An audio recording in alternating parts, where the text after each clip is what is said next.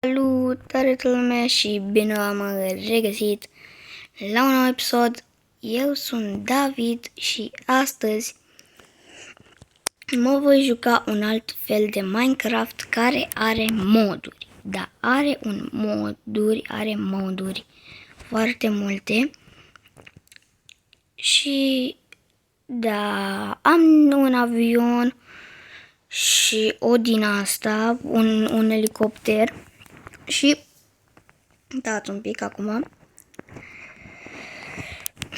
să vă arăt că un fel eu vreau să fac o serie cu asta. Și mergem aici, aceasta e casa mea. Dacă mergem aici și intrăm frumos aici este scaunul meu pe care pot să-l colorez în mai multe culori, adică, opa, stați așa că l-am rotit pe ăsta și nu trebuie să îl rotesc. El trebuie să stea așa și pot să-l fac mai multe culori, dar mai frumos este colorat. Și scaunul pot să-l fac tot mai multe culori și cel mai bine cred că ar arăta așa. Și da, ne jucăm Minecraft modat, desigur. Uite, după cum vedeți, am și din asta de yoga, unde fac aici yoga. Aici mă culc, gen ca un fel, aici e dormitorul unde mă culc, iar aici este dormitorul unde filmez, adică este ca un fel dormitorul principal. Și am și niște luminițe pe sus, pe jos, pe aici, așa. Și am și un televizor. Și ce aș mai vrea eu să mai fac este ca să mai iau eu un fotoliu aici, așa. Să mi-l pun undeva pe aici, pe undeva, ca să stau să mă mai uit la televizor. Fiindcă de fiecare dată eu trebuie să stau în picioare, așa, pe shift și să mă uit la televizor. Și scaunul nu se învârte. Așa că eu aș vrea să fac o serie ca un fel viața la școală. Dar doar că fără mamă. Acum eu o să mă duc la școală, ca un fel eu sunt copil bogat. Și o să merg acum la școală. Trebuie să-mi dau jos hainele astea, că nu am voie la școală cu ele. Și hai să mergem.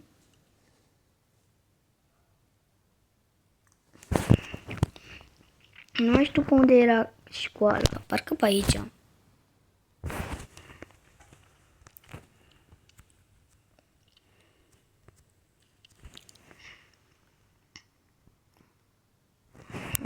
Așa, asta, nu asta și chiar asta.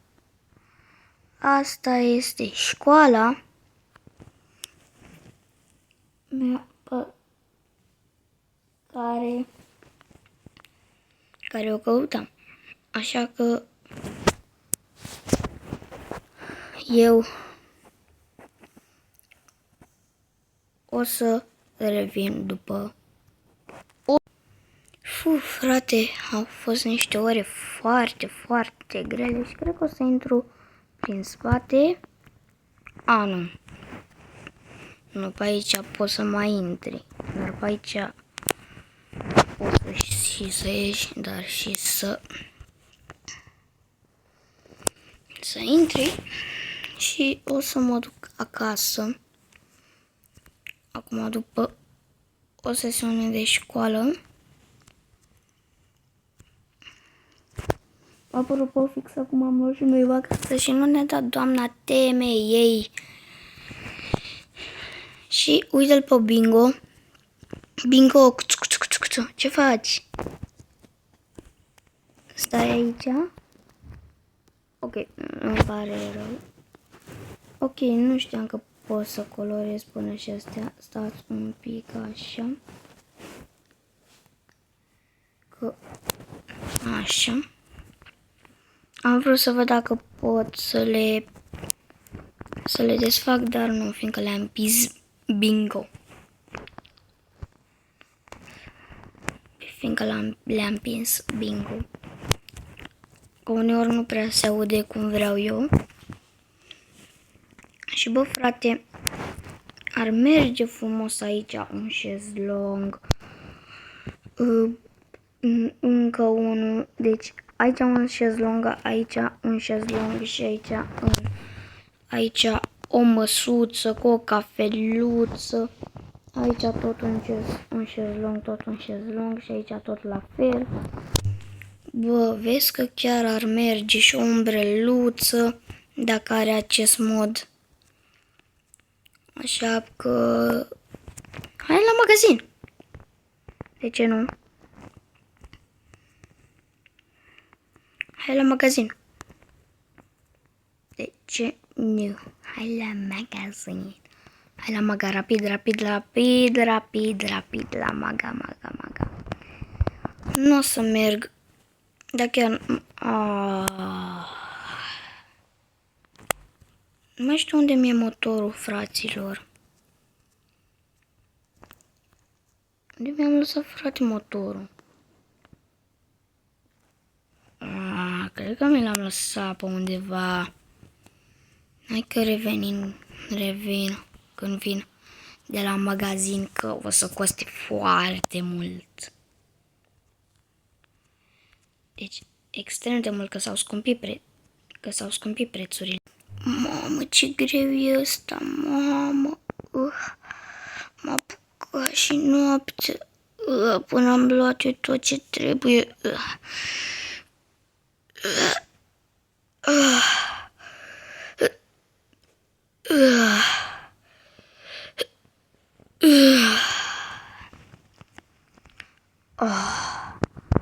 Uită-l. De să-i dau o altă culoare.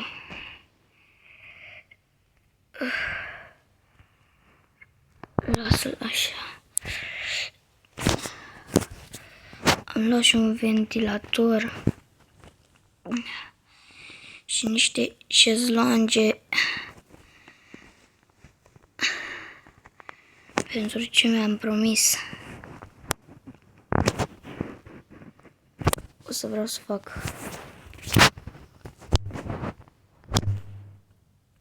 Așa. Am dat drumul și la ventilator ca să răcorească toată casa. Să văd acum dacă ăstea vin cum trebuie.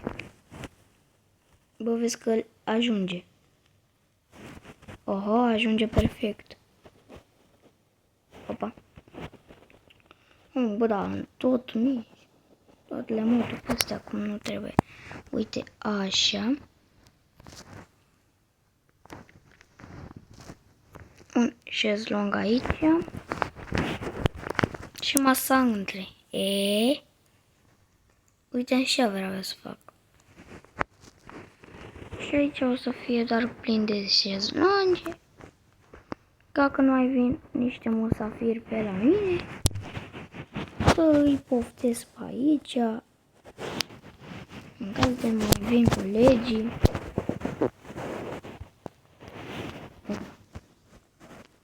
Așa, îi întoarcem. Îi punem și măsuța frumos. Să o punem la fel întoarsă. Măsuța, uite așa. Ziceți voi, de nu e frumos. Și de nu e ca lumea. Am luat un steag de din astea, frate, că am crezut că nu o să-mi ajungă. Și am cheltuit o grămadă de bani, mai ales pe motorul ăla care costa 5.000 de milioane.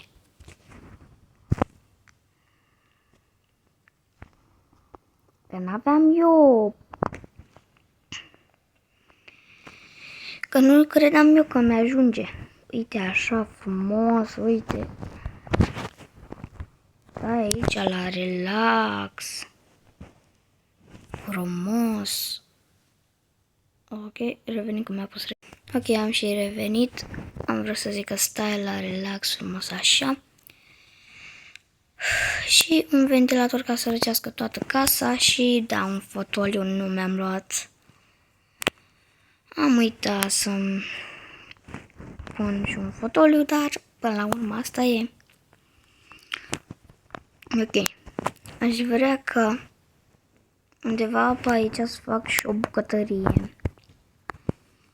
Adică o bucătărie n-am. Și nu știu dacă... Ok, asta e carpetă, ok. Am înțeles. Spargem frumos asta aici. Frumos, frumos. Și o să punem aici așa o măsuță și niște scaune. Și iarăși mai trebuie să mai cheltuiesc o grămadă de bani. O să-mi iau ăsta de rege, că poate măcar așa îmi dă și mie la ofertă. Mă duc să iau. Opa, stai. Ui! M-am putat ce greu e și fotoliul ăsta. Trebuie să văd dacă pot să fac. Pot.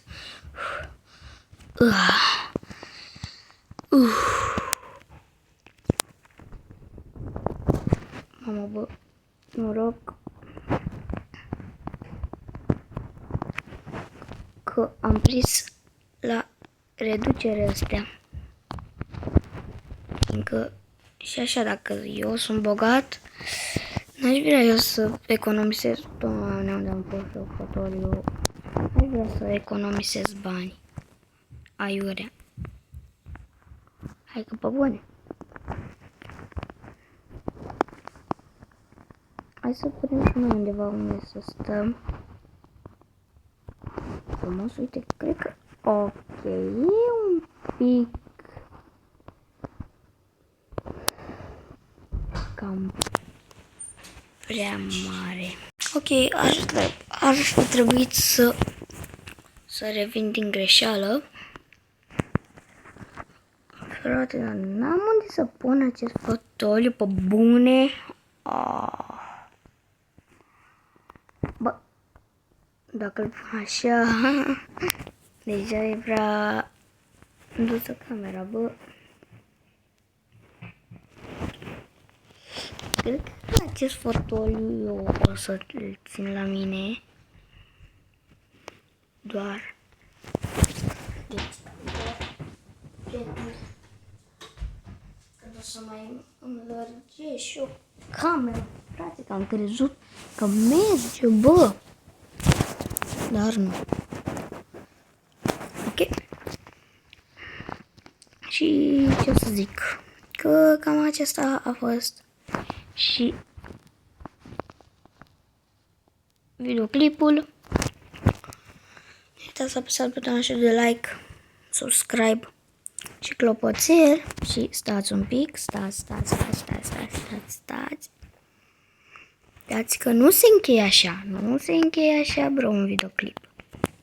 Un videoclip se încheie așa. Și